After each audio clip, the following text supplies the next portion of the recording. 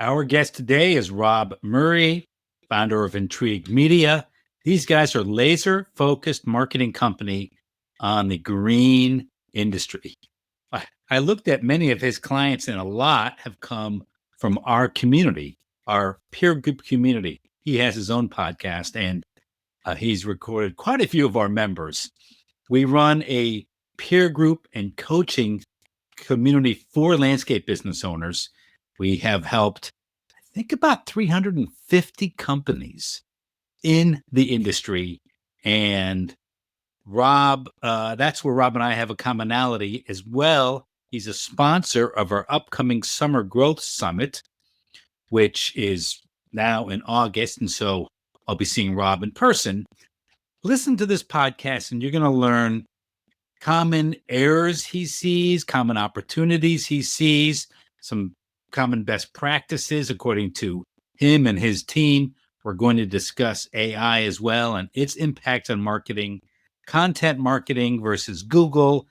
And so if marketing and lead generation is at all important to you, then please listen to this podcast. If you want to learn more about our peer group community for you as a business owner, go to jeffreyscott.biz. You can go to the Leaders Edge peer group page and you'll see testimonials and learn quite a bit, and you can apply for membership from that page. Okay, we're bringing Rob on. Hold on to your seats. Take notes. Here we go. Hey, Rob Murray, that is. Welcome to our podcast. Thank you, Jeffrey Scott. Very happy to be here. Rob runs a successful marketing firm covering all of North America. Rob, tell us about it. For sure. So Intrigue Media, like you said, we do cover all of North America. We focus in laser focused on the landscape entrepreneur. Essentially, we're trying to raise the standard, kind of create the gold standard, if you will, of marketing that entrepreneurs can trust to grow their landscape businesses. We're just chomping away at making our dent to make that better. Now, some marketing firms are small. It's a couple people, blah, blah, blah. Yours is fairly large in comparison. Is that right? Yeah, I guess so. I mean, there's probably bigger ones. I mean, we're about 30 full-time here. When we get busy, you're in the landscape industry, you understand more than most. The planning season's kind of our busy season. So when we crank up, we're probably like 36, 37 folks. So how did you give us the quick history? How'd you get into this? Sure. So I'll try to keep this super short, but long story short, my business partner, Paul DeMarco, came to me in the summer of 2006 and said, hey, I got this idea to put TVs up between mirrors at hair salons, and then we can sell ads to local businesses to a captive audience while they're getting their haircut. And I thought that was a pretty cool idea. So we sourced a TV randomly, and then we walked around downtown Guelph, where we are located. We were going to school, and just brought this TV in and asked all these businesses, hey, if we put this up at the university center, would you want to advertise on it? Our feedback was really strong. Somehow we got it installed at the hair salon, but people wanted the university traffic, not just the haircutters. So we put it on a swivel and pointed it out to the university center, the UC. And then we sold ads for $50 a month, no contracts. And as we started doing that, it was supposed to be just for, helping pay tuition. It was not meant to be a full-time gig. More and more customers said, we should put TVs up in different spots, and then they should put TVs up in their spot. And so we ended up using Future Shop to buy all of our equipment. And one day we walked in and there was a little kiosk, like a self-serve credit card kiosk. And it said, apply now for a 90-day, no interest, no payment credit card. So we did that, and 8 minutes later, we got a $2,500 credit card with no interest, no payments for 90 days. So essentially what we did is we said, okay, and at that time it cost about $2,300 to buy a TV, a mount, a computer, and all the cables to install. So we would buy a unit, and we had 90 days to sell $2,500 worth of advertising to pay it off. So we did that 13 times over. And then in our first year, our plan was to do 8K in revenue. We ended up doing 60. The second year was to do the same. We ended up doing 100. And then we sold a third of the business to an investment firm that got actively involved from a management point of view. And then we put that business model into 3 other cities. We franchised it. And then in 2011, 2012, we had maybe 100 TVs. We had 200 customers. And people just kept asking us, hey, do you guys build websites? And we're like, no. And then they're like, well, how do we get to the top of Google? We don't know. What's this Facebook thing all about? Like, I don't know. But they kept asking because all the people that were helping them do it either didn't show up or they got busy. My nephew is graduated school. And so we got pulled into online marketing from our customer base. And I remember the first day I came back to the office and said to Paul, he's like, how's your day? I was like, good. I sold the website. And we had to figure it out. We did that for like another 7 years. And then we started to get a bit more focused in on like strategy and looking internally and like where are we bringing the most value, where are we making the most money, where are our customers the happiest, where's the team doing the best work. So we started to narrow on home improvement and construction. We were a local business. We were kind of a jack of all, master of none. And we started focusing on home improvement construction, which includes, but not limited to, interior renovation, exterior landscaping, tools, roofing, HVAC, flooring. And then COVID hit and everybody got introduced to this wonderful world of Zoom. And we realized we had an opportunity to maybe extend our service area, but then also go more focused. So we decided to vertically niche in landscaping. And we went to our first show. It was the first Elevate, but it was still tied to Equip or GIE at the time. That's actually the first time I had a chance to see you speak was in Louisville. Yeah. And we realized very quickly that our people were in the room. We've niched into other areas. We did credit unions, insurance. We tried HVAC, and just it wasn't the same vibe in terms of the way people rolled in from an entrepreneurial perspective, the openness of the industry. Everybody's willing to share and help each other, even if they're local competitors. The work hard, play hard attitude, it all just fit. And so for the last 5 years, we've been solely focused on helping landscape entrepreneurs. I got to tell you, Rob, I love that story for multiple reasons. So you're in marketing, but you're also an entrepreneur and you've built a business from the ground up and you've had to pivot. I heard at least 2 pivots there, probably 3, A couple, maybe 4, which is that's how a real business is built, through those pivots. And so that tells me that you really understand your clients well from what they're going through, because you and your partners have literally gone through that same journey. Well, and it's interesting you say that. And I really appreciate the comment, Jeffrey. A lot of so we're about to publish a 0 to 1 million roadmap for landscape entrepreneurs. Because a lot of times people come to us when they're at $200,000, $400,000 revenue, and they're like, "Okay, what should I do for marketing?" I'm like, "Don't go sell. Like, get involved in your community." And because we did that, like we got involved in all sorts of community initiatives, sat on boards, went to fundraising dinners, got to meet the community, and we're actively involved in lots. Yeah. We had 6, 7 people constantly out, 2-3 days a week going to all the different networking events, whether it's a BNI or a chamber of commerce, whatever. And then, there's simple basics like wrapping your car well, or your truck in this case. And so, yeah, you're right. I mean, we have built it up, and we're about a $5 million company now. So it's not like we're the biggest business in the world, but to go from 0 to 5 million, there's definitely some lessons that we can share along the way. Yeah. I'm just saying, you understand the internal, you just understand the psyche of an entrepreneur, because you guys are one. You're not just a marketing guy who's good at marketing. You really, that's fair. I mean, it's good. Yeah. So, let's talk about some of the common issues you're seeing. I mean, I know that there's people out there that, there's different people listening, right, to this podcast. Those that are interested in marketing, but, they're not sure how to do it, or they see it as voodoo, or I don't even know.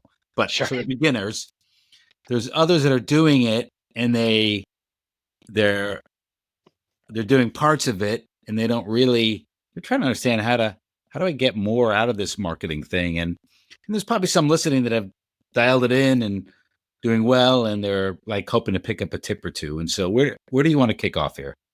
Yeah, well, we can kind of go through each phase. Like, we hear it a lot, like, and quote unquote, the voodoo. Like, I've heard people say those words in the last 6 months, more than 5 times.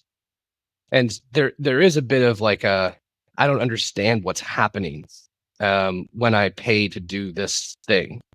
And so what I want to do, if we can quick, is I'll just simply break down marketing done well. And then we can talk maybe a bit more about like how to get more out of it, and then maybe give a tip or two to the advanced. So the first thing about what marketing is, I mean, really, it's about just getting in front of the right people to let them know that you exist to start. And there's a lot of different ways to do that. Like I referred to before, there are active things that you can do in your own community, be involved at your country club, be on boards, be involved, like go to fundraisers, help with community initiatives, do a community garden, you name it. Wrap your trucks, put signs on the properties you do jobs for, so on and so forth.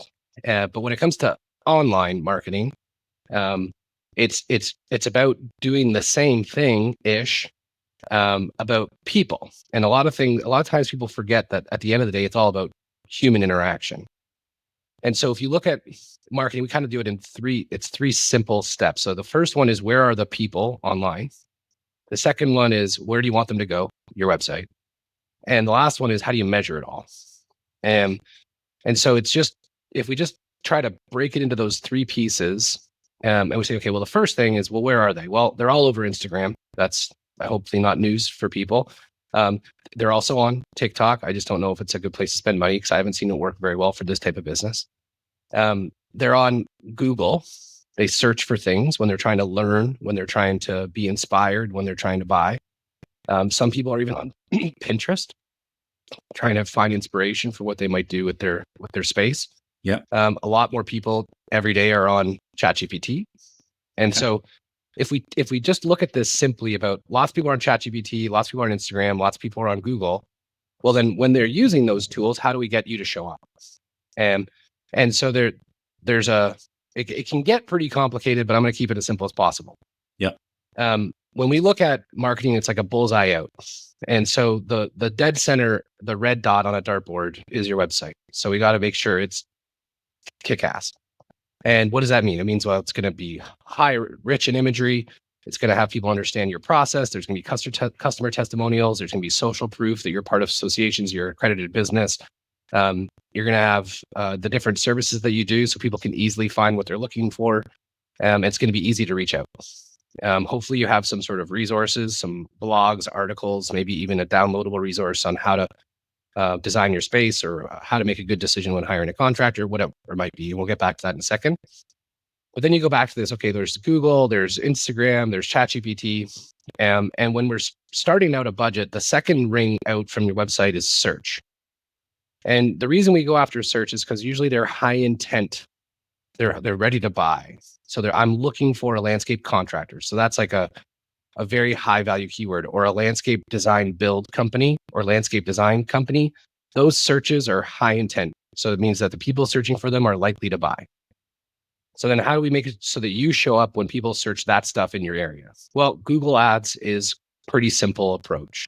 Now there's different ways to do it well and ways to do it poorly. You can do it on your own. It may or may not work, but we have a playbook that we run for about 100 landscape companies to make it so that when people are looking for high intent searches, they find you, they click on your ad, they go to your website, they see what they're looking for, and they inquire. Instagram is the same thing. It's more of a display base. So I'm going to put stuff in front of people based on interests and demographics. We can also use audiences of people that have been to your website, or people that are on your email list, or people that look like people that have been to your website, and people that look like they've been on your email list. So there's a way to get in front of those folks. ChatGPT is similar, like Google. It cruises the internet. And if you look at ChatGPT and how it searches, it looks for things that are on like Reddit. It also uses Yelp, it uses Better Business Bureau. So if you see how chat serves information based on the sources, well, then we just need to get you on those sources, which is by submitting new information. Yeah, well, it's happening right now. Well, I never thought about that you should be on Reddit. I know. Or Yelp. Oh my God. I know. But yeah, that makes perfect sense. When you use chat, it tells you the sources it's looking at. Yeah. Okay. And so we study those a lot, because it's coming in a big way. Like chat as of January had 6% of search share. Yeah. That's like a 4% increase from a year ago. And the only thing that's ever taken search share away from Google since they've existed. So I don't think it's going to be shocking, but it's not going to go anywhere. So anyway, we've got this idea of getting in front of people. So we want to get in front of people. We bring them to a website, kick-ass website, and then we got to measure it. We have a sales and lead tracking tool. It's also called What Converts. this is a big deal. It's an attribution software. So you put it on your website, and we can do it for anybody if you want. You can do it yourself. But it tells you how somebody got to your website. Did it come from Google Organic? Did it come from ChatGPT? Did it come from Google Paid Ads? Did it come from Instagram? Did it come from email? And then did they inquire? Was it a phone call? Was it a form submission? Did it turn into a quote? Did it turn into a sale? And this system really just gets rid of the argument or conversation of marketing generates shit leads. That's what salespeople say. And marketing says, well, salespeople can't close deals. And so, yeah. And the other thing is like, I'm spending money. I don't know what's working. By the way, okay, that's also true. But you, I think you really nailed it. I've worked with some marketing firms before or interacted with them on my clients' behalves. And, you know, they don't want the marketing company to do any screening at all. I'm sorry. They don't want the landscape company to do any screening at all. You're ruining all my good leads. And the landscape company's like, these aren't all good leads. We have to screen. Yeah. And so that's the other thing too about, you know, how to get more out of it. So graduating from the, hey, what is all this stuff, which we've covered a little bit, into how do I get more out of it? The goal between the person that's running the company and the marketing team, agency, coordinator, whether it's in-house or outsourced, whatever, if you want leads, then that should be the goal. And when you start to focus on leads as the goal, you start to get good at understanding how much it costs to generate a lead and what your lead to quality lead or quote lead to quote ratio becomes. And so when we start working with people, we tell them it's going to be a 5-to-1. So 5 leads for 1 quote in the first year. And then it's going to take 5 quotes to get 1 customer. So it's going to take 25 leads to get you a customer. So that's quotes without a design. Yeah, well, we would consider a paid design as a customer. Yeah. So the quotable or qualified lead would be somebody you're willing to go to their house. Yeah. At some level. So then if you backtrack it though, you say, okay, it's going to cost me $300 to get a lead in my first year. And it's going to take 25 leads. It's going to cost me $7,500 to buy a customer. Now, if you're doing a average deal of $80,000 for a construction project and your gross margin's 40%, just, you know, roughly. Yep. Well, then you're making 32 grand in gross margin and it costs you $7,500 to generate it. That's decent math. You know, you're looking at a 3 or 4, almost 4-to-1. It is 4-to-1 return on investment in gross margin. So when I watch Shark Tank and they say CAC and ROAS, you got it. Is cost of customer. That's at 7,500. No, 7,500 customer acquisition costs. Exactly. Yeah. Right. And the ROAS is 4-to-1. Well, ROAS is return on ad spend. So in this case, if you're doing it straight to ads and you're not paying anybody service fees, then you're right. Yeah. But if you add service fees in, like if you hire someone like us, then the ROAS is going to be a little bit skewed. Yep. Okay. Yeah, but you nailed it. Okay. And so then, but this all comes down to like, once you understand your ratios, how many leads, so what's the cost to get a lead? How many leads does it take to get a quote? How many quotes it takes to get to a customer? Well, now you can optimize. And this parlays into that last piece we were talking about before we started recording, which is the idea of a long-term mindset. A lot of people come to us with a now mindset. Yeah. I want to invest $50K now, and I want $200,000 out of it now, or the next 8 to 12 months. And it's like, yes, I agree. That would be great. Now, if we could guarantee that type of stuff, and we have guarantees in place, but there's work for the client that has to be done in order for it to work properly. There's just so many foundational components that need to be addressed. Yeah. And so as we've done these, you know, reps working with all these different landscape entrepreneurs, we realized that there are some things that matter. How long have you been in business? How well does the community know you? You know, if you have 10 Google reviews and somebody else has got 10 Google reviews, they've been in business for 25 years, you've been in business for 3, they have an advantage because more people know them. Yes. And they've done something decent. You mean offline, they know them. Yeah, exactly. And it still plays a role. The other thing is, how many Google reviews do you have? Because, you know, we look at it, it's like, how many customers do you get in a year? You should get at least a third of them to give you Google reviews. We have a whole playbook on how you can do that. If you want to go to intriguemedia.com/blog. I think the most recent one's there. Sorry, Rob, you speak so fast. Intrigue Media. /blog. Yeah, there's a roadmap for getting more Google reviews. That's super important. How long have you been marketing for in your area, offline and online? Because if it's never, well, then the first year is going to be a 5-to-1 expectation. Whereas if somebody's been doing it longer, the odds of them getting better results is stronger. Yeah. So, and there's more of these criteria that are super important to identify up front. And we do it selfishly because we need to make sure we can do a good job. The industry's too small for us to mess it up.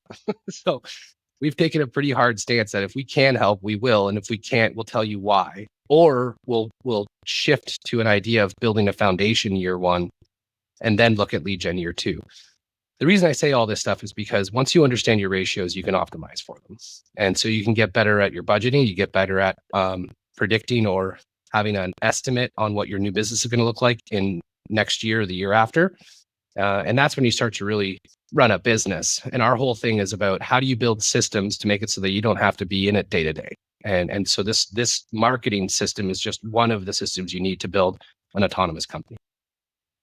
Do you have, I wanted to say something, and then I have a question. So I think it's important for people listening and just entrepreneurs in general to realize that the more marketing you do, and I don't just mean networking, but I mean marketing where you might bring in outside leads, the better your sales process needs to be. And I don't think people understand that. We probably should do a webinar on that because if you're just only getting in referrals where, I don't know, I know the Smiths, I want to buy from you. Okay, you need less of a sales process. But the more you're going off of numbers or paid marketing or just more investment and you're bringing in leads that are either cold leads or they're more distributed on the buying process, the stronger your internal sales process had better be. You nailed it. So we just did 3 sessions in the last 30 days around how to make the most out of your leads. And I know the people listening to this this probably doesn't apply, but for the majority of folks that we spoke to in the last 30 days about this, 1 in 20 maybe had a sales process written out. And the stats are unbelievable. Like you're 400 times more likely to reach somebody if you call them back in the first 5 minutes. On average, a customer needs 5 to 7 follow-ups, not one. Like the speed and persistence that's required in order to close a bunch of deals isn't crazy. It's just necessary, to your point. Speed and persistence. I read this sales book. One of the first, it'll give me a minute to think of the name. Oh, Spin Selling. Remember that book? Yeah, for sure. Situation, problem, implication. I don't remember the end. And in that book, it said the top salespeople follow up 10 times. You said like 4 to 7. 5 to 7 on an inbound lead. Yeah. Yeah. They're saying that what separates the top salespeople from everybody else is they will follow up to 10 times to close that deal. Yeah. And then there's a couple other things that are really interesting. Customers are 80% more likely to work with the first person they talk to. Yeah. So if you can be that first, it's a big deal. So anyway, this is also why we developed the Landscape CRM. So we built a straight up sales and marketing platform that sits on top of Element or Aspire. It can work with other like job costing, like Synced Up and that kind of stuff, but mostly Element and Aspire. Yeah. So that we can help people do that follow up without them having to figure out. Like we hear it. It's crazy right now. Phones are ringing, form submissions are coming through. It's hard to keep on top of everything, but with a little bit of automation, you can make it a lot easier. Yeah. I love it. Well, here's a question, and sorry, tell me if I'm interrupting your train of thought here, but what is there an ideal, and what's the ideal mix? Like, I'm a believer that you shouldn't just get your leads from one source or prong, or pillar, whatever you want to call it, for multiple reasons. But let's just assume we agree on that. Is there a ideal mix? Like paid search should be X%, and content marketing should be X%, and trade shows or I don't know, sponsoring local things should be X%. Do you guys have any kind of framework on that? Yeah, for sure. And it depends on the capacity of the business. So this kind of goes back to this bullseye approach, right? So if I have, let's just say, for example, $5,000 to spend. That's all on marketing for 2025 or 2026. What do? My recommendation would be, if you haven't wrapped your truck, do that. If you have wrapped your truck, get a membership at your golf country club. Like, a lot of people, like, figure out who you want to work with and then go hang out where they hang out and spend money to go hang out with them.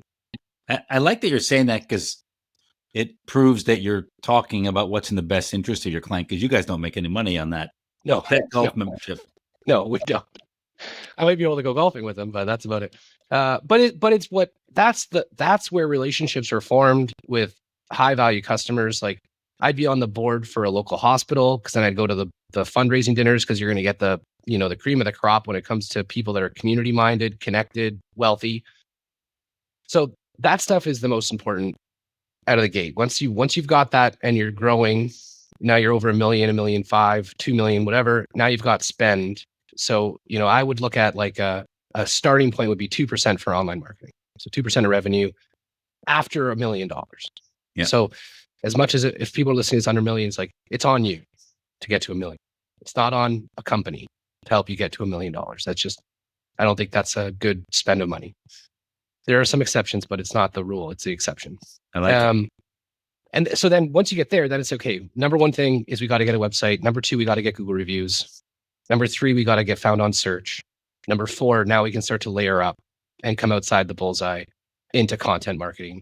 Content marketing can do a lot of things for you, especially if you're a bit more advanced or a bit larger of a business, because then we can start to capture. And this is the big thing. We talked a little bit about this before, about how a lot of folks that are making big investments in, say, a landscape renovation, think about it for a year or two. And so content marketing can be a really great way to help people find ideas or solutions to problems before they're actually ready to inquire. Yeah. And we hear this a lot, where someone will, Google something like, landscape design ideas.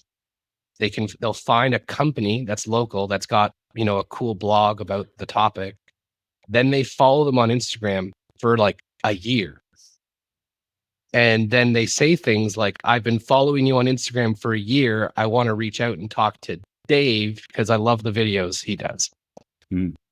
So that's where content marketing can really come to life. Content marketing, just so that we're clear, is about writing articles that are educational and helpful, producing videos that are educational and helpful. One of the things. And do you help your clients do that? Yeah, for sure. When it comes to filming, depending where they are in North America, we usually help them find somebody if they don't know somebody. But we definitely help them understand like the direction that it needs to go. Yeah. Google's search rules. If you ever want to have a nap, you could just Google the Google search rules, and it's pretty long. But Cole's Notes is, it serves up content to help people make decisions. So if you're being helpful to, like, a lot of people forget with the curse of knowledge that they do this day in and day out. So when it comes to running crews and sculpting, the environment, but when it's a homeowner, they only do it once, maybe twice in their life. So they're not informed to make a good decision. There's a good chance they're going to hire somebody cheap. They're not going to show up. They're going to do a bad job, whatever. So that's the enemy. How can you help them avoid that? And then put your arms around them and help them make a good decision to hire you. It's interesting you said that, because back when I ran and co-ran my family's pool and landscape business, we found that our best clients really were not first-time buyers. They were second or third time. And, we worked for the super wealthy, and you have to think about it. They bought their first house in their, whatever it is, 20s, 30s, their second house. By the time they're onto their, whatever, second, third, fourth house, well, it's somewhere in there. But not their first house, is when they wanted to invest with us, and it's multiple hundreds of thousands. And so if somebody called us up and they're a first-time buyer, we were not, it wasn't a good lead, basically. Yeah, which is fine, because then you know what your niche is, right? Yeah. Because they don't know, a first-time buyer has all the wrong assumptions. Right. Well, and they don't understand why things are more expensive. And once they get something that falls apart and looks shitty or is wobbly when they step on it, then they realize, oh, there is craftsmanship associated to this. Yeah. Yeah. Pain creates behavior change, though, right? Absolutely does. I have a really good client. He's a longtime client. He was a client. He left, tried other things, and then came back and has been super successful since he returned. Barry Schneider from Surrounds in the DC area. And he's gotten very good at marketing, and he has a comprehensive mix of approaches, and content marketing, like you're speaking about, is part of what he does. And I forget the timeline, but he said, it takes a while to work for you. And by a while, it was over, I think he was counting years, or certainly more than 12 months, or 9 months to really take impact. But he's been doing it for a long time, and it's really layered in and been highly effective for him. And so, what is the timeline a new client should think about when they're investing with you? Yeah. So, I mean, if you're a $5 million business with 50 plus Google reviews and you've been doing marketing and advertising and been involved in your community, like we're going to be able to get you a good return in 12 months. The content marketing, though, we wouldn't layer in until year 2. So if you have a budget where, 2% or 3% represents $100,000, we would probably have a little bit of content that's going to be part of it, because it's going to help support getting found online. So search engine optimization, as well as being able to provide value through social media and email. But once you go over 100K, then that's where it becomes like a good core focus. But content marketing, like we look at cost per lead or cost per qualified lead as a main metric for us. Up to 100K, it's tough to make it more effective by putting more budget towards content marketing, because there's so many people looking for things. They're already searching for what you do, and you don't tap that budget out trying to find that pool of people. In some cases, I mean, maybe it's not quite there, but that gives you an idea. And when we're finding people that are looking for content now or looking for a resource now, then ROI happens within 12 months. You might have somebody inquire in the fall, they end up doing a job the next spring. So it's like an 18-month kind of bleed over, but that gives you an idea. The thing, though, that you're referring to, which I think is a huge opportunity for a lot of people, because a lot of people don't do it, is content marketing. I would say it's like, 1 to 3 years. Because it takes that long sometimes for someone to actually decide they want to do it. They've been thinking about doing a project, and now they've come into your ecosystem. Maybe you're using some advanced marketing through pixels and retargeting, and you're following them around the internet so they don't lose sight of you. And then helping them with, here's how to make a good decision. Here's what to think about when designing your backyard. Is it for friends and family? Are you trying to build an oasis for yourself to be quiet? Like, here's the top 10 questions you should answer before, making a decision on how you want to design it, so you can think about it. You can also use ChatGPT like crazy, and you can actually give people prompts. Be like, hey, use this prompt in ChatGPT and run through it with it to see what might be the best approach for your landscape project. The more I help you, the more we build a relationship, because I'm gaining trust and I'm just trying to help.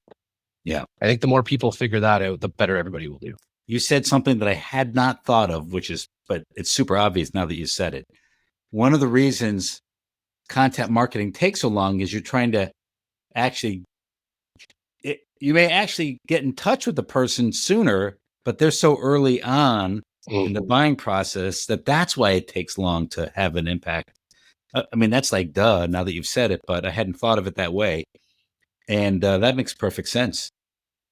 Yeah, well, and it also takes a while for all your content to be indexed properly. There's 2 audiences on the internet. One are the humans, which we've talked about extensively. The other one are the robots. Yeah. And you could almost argue the robots are more important because they decide what to serve to the humans. And it takes a while for the robots to know that you're legit. Yeah. Well, so that was the reason I was thinking, but you gave the human aspect to it. And I'm like, oh yeah, that makes perfect sense. Well, and the thing is, like, only 3% of any given market is ready to buy. So out of 100 people, 97 people are thinking about making a purchase at some point, but haven't decided to do it yet. Yeah. And a lot of people, the vast majority of businesses we work with before working with us focus on the 3%. So you've got a lot of people going after a very small part of a market. And so we simplify the whole idea of a buying process into 3 steps. And you might have heard this before, but it's like tofu, mofu, and bofu. So there's top of funnel, middle of funnel, bottom of funnel. Top of funnel is someone has a problem. My kids are on iPad too much. My backyard's boring.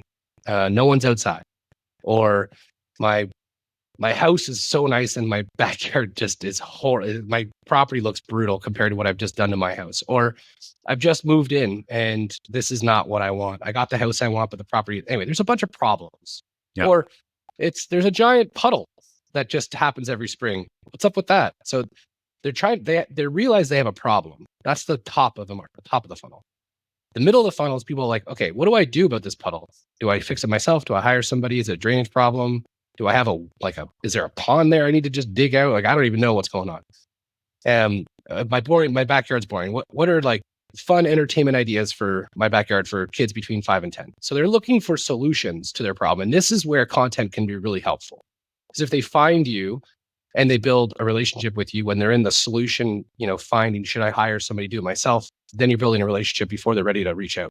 And then the bottom of the funnel is, hey, get a quote, talk to us. Hire us because we do things differently. This is how we do it. Listen to all the customers talk about it.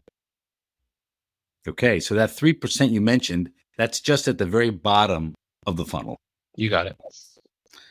Okay. So if we take a longer term approach, we're going to try to target the top, the middle, and the bottom. Yeah, exactly. We could relate it to, our business at Intrigue or, your business as a coach and peer group facilitator. I know from conversations, many people are thinking about joining your groups, but they're not ready for whatever reason, maybe they need to get their own way, but there's probably a bunch of content we could do to help these people understand the value of a coach, a peer group, how isolating it feels to be on your own. Like there's all these pieces, and you'll see if you follow our Instagram feed or if you're on our email list, we're giving out values everywhere we possibly can, because we know that like our best customers, even if they knew how to do everything we do, and we give away our playbook completely. Yeah. Eventually they're just like, oh, can you just do this for me, please? Like, yeah, of course we can. Do you have an ideal target client? Like who listening now is in your, however you want to define it. Yeah. I mean, our ideal, like we call a client, is 3 to 7 million. They want to go 10 plus. They've done some marketing. They're not that happy with it. They're typically focused on residential design, build, and maintenance. And they want to improve what's going on, or they haven't done it at all and don't understand what to do, but kind of know they need to. But I'd say 3 to 7 to 10 plus is kind of like our wheelhouse. If you're under $1 million, you're listening to this, by the time this gets published, we'll have the 0 to $1 million roadmap. It's going to be completely free. We're going to do everything we can for these folks to get them over $1 million. Then hopefully they end up working with us. But the 3 to 7 is kind of like, that's our core. And then 10 plus, they're just delightful to work with because they usually have a mindset of like trusting professionals to help. They listen well. They don't micromanage too much. They usually have a coordinator or somebody on staff that can be a quarterback. So they're awesome. But 3 to 7 is our core. Okay. Do you have we're going to get close to wrapping up here. Yeah. Any, and I'm going to ask you to like share a couple tips, like we said at the beginning that you would, but how should people get in touch with you? Well, intriguemedia.com, under resources, there's all sorts of, there's our podcast, the I'm Landscape Growth Podcast. There's a bunch of guides you can download for free. And you can book a call with anybody on our team. LinkedIn's probably the best for me at this point. So it's just Robert Murray. You'll find me on LinkedIn. I think that's probably the best. Okay. A couple different ways. Excellent. So give us a nugget or two that somebody on the larger size may not have thought of, or that you've uncovered recently, or Sure. I'd say if you're on the advanced side, and marketing's working, then I think that goes back to what you were saying earlier about your sales process.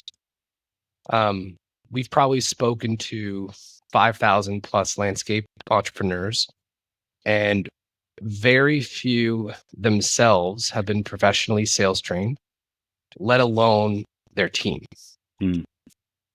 So enrolling in a sales training program is massively helpful. Whether it's a Sandler training or I don't know what school you want to go, even if it's having everybody read spin, whatever it might be, having the team study and learn sales is a super important part. And this is where I was saying before, like, and so theory of constraints, are you familiar with the goal, Eli Goldratt? I don't know if you've read that one. I'm familiar with it. I haven't read it yet. Anyway, really cool parable that goes through in real life situation, the theory of constraints. But if we look at a business in different components, from lead generation to sales and onboarding to fulfillment, ongoing services. So you look at, like, there's 4 components. You've got to get people to talk to us. We got to close deals. We got to do the work. We got to keep billing these people for life, ideally. Where is the constraint right now? Like, in someone's business, where is it being held back? And at sometimes, during COVID, it was the fulfillment. Like, we didn't have enough people to do the work. We were getting our doors blown off. We didn't even put $1 in marketing. So we had an issue with fulfilling work. For the most part, that's not quite the same anymore. So typically, the bottleneck is getting people to talk to you, or closing the deals of the people that are talking to you, or figuring out how to get them to be a customer for life. So if you look at it like, okay, well, what's holding us back? Leads. I mean, you can hire more. You can hire someone like us, get more Google reviews. You can spread out how you're getting in front of people. You can be more involved in your community. But that getting people to do the deal, that sales, is typically where we see the bottleneck. And so if that is the thing holding back your business, then investing there, whether it's through CRM automation so that you're contacting people quickly and frequently, we call it polite persistence, or if it's sales training, I think that could be a big deal for someone looking to gain an edge. Gotcha. So that part of the, okay, I like that. And then straight up on the marketing side, backlinks are just like one of the biggest levers that you can pull on in order to get ranking. And a lot of people don't focus on it. Few do. And so paying for a high quality backlink on a strong domain, so a website that has a domain authority of 50 plus, is worth its weight in gold. And if you could do one a month for anywhere between $500 to $1,000, in 2 or 3 years, you end up with like 36 to 40. You'll be kicking people's butts. It'll help you rank for everything. Your Google ads will perform better. Your local search will perform better. You'll show up in ChatGPT better. Like, that's a big deal. What is your domain authority of your website? Last time I checked, it was 28. What's it going to take to get it up to 50? We're working on it. probably another 50K. But that's okay. But that's the long-term approach, though. Like, take the time. You don't need to blow your brains out today. Just you're less reliant on people Googling for you. You do more getting in front of contractors, I'm assuming. 100%. Now, we have a huge content play being rolled out right now. But it's still getting in front of people. Like, we're pushing information on Instagram. We're going to put display information in front of people. The search volume for our business is quite low. Yeah. But for the typical contractor, it's much more important. Yes. Totally agreed. Totally agree. Gotcha. All right. Excellent. This is good. Any final thoughts you want to leave us with? No, I appreciate you guys. Our whole goal is to make it better. Like, we've always wanted to serve the entrepreneur. That's kind of why we exist. And we found out very quickly that there's a lot of snake oil, a lot of people selling crap. And the entrepreneurs don't get a lot of support in terms of like service, professionalism of the vendors. And that's not true for everybody, but it is pretty consistent. And so we're just going to do our best to treat people right. Excellent. Rob, really appreciate you, man. Thanks, Jeffrey Scott. Appreciate it, man.